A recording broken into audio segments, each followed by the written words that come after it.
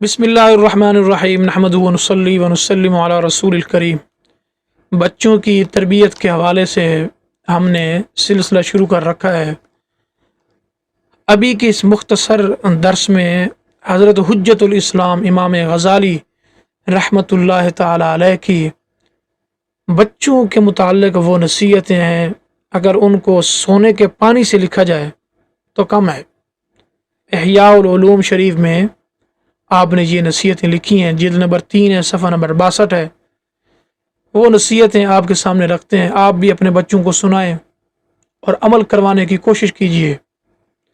हज़रत हुज्जतुल इस्लाम इमाम गज़ाली रहमतुल्लाह ताला अलैह फरमाते हैं, बच्चे को इस बात का आदी बनाया जाए कि वो किसी की नशिस्त गाह के पास ना थूके।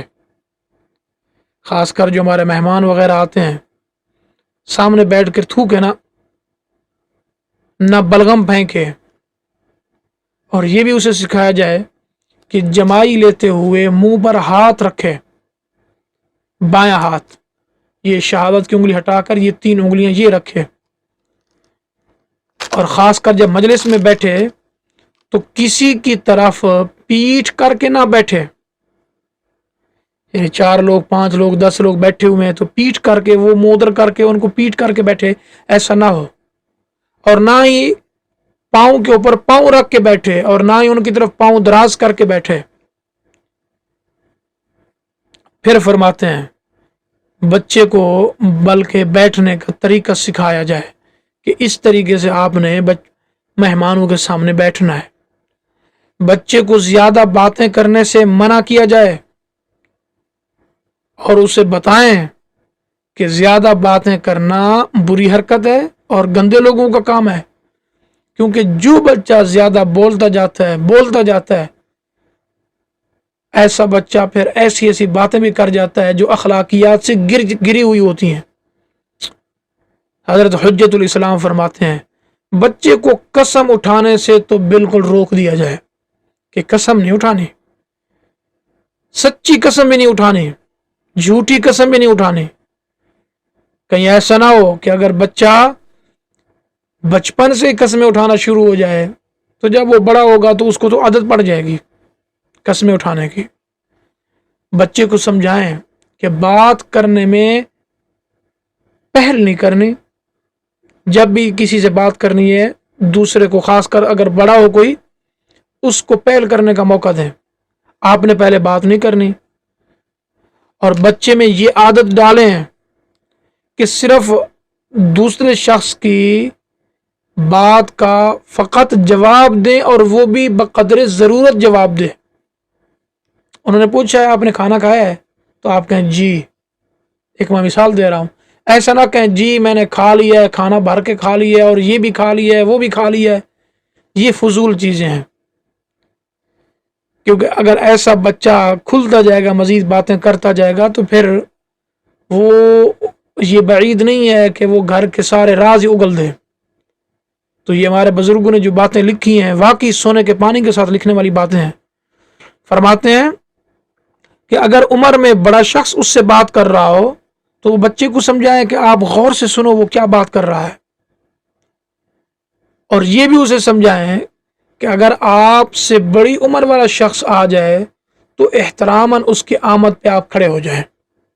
दादा अबू आ रहे हैं, नाना अबू आ रहे हैं, दादी अम्मा आ रही हैं, नानी अम्मा आ रही हैं, या इसके अलावा मामू आ रहे हैं, चाचू आ रहे हैं, या इसके अलावा कोई भी घर का कोई मेहमान आ रहा है, तो जैसे वो आए उनकी आमद पे आप एहतरामन खड़े हो जाएं। बच्चे को ये भी बताएं कि जब मेहमान आ जाए तो आप अपनी नशिस्त छोड़ दें और उनको कहें यहां आके बैठें और उसके सामने आप बैठ जाएं। जब सामने बैठें तो टांगे ना फैलाएं, उसके सामने अपने नाक में उंगली ना डालें, थूक ना फेंकें, बलगम ना फेंकें। नीज फरमाते हैं कि बच्चे को लग़्व और फुहश बातों से भी रोका जाए। बेहुदा बातें नहीं, गंदी बातें नहीं करनी, फुहश बातों बिल्कुल सख्ती से रोक दिया जाए। लान तान नहीं करना, गालियां नहीं देनी।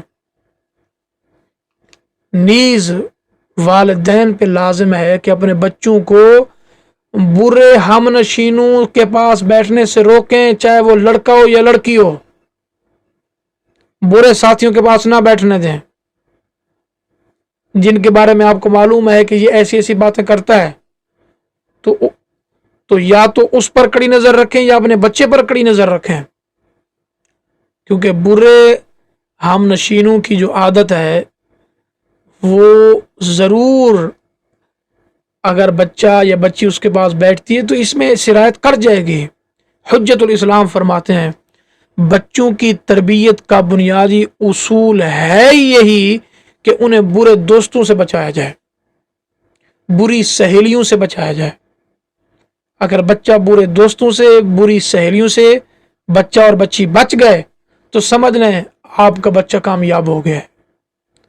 اللہ عز و جل ہم سب کے بچوں کو سنت کے مطابق زندگیاں گزارنے کی توفیق نصیب فرمائے، ان کو صراط مستقیم پر چلائے، اور وہ آداب جو اسلامی اور شرعی آداب ہیں ان کو سامنے رکھتے ہوئے زندگی گزارنے کی توفیق نصیب فرمائے۔ وآخر دعوانا الحمدللہ رب العالمین۔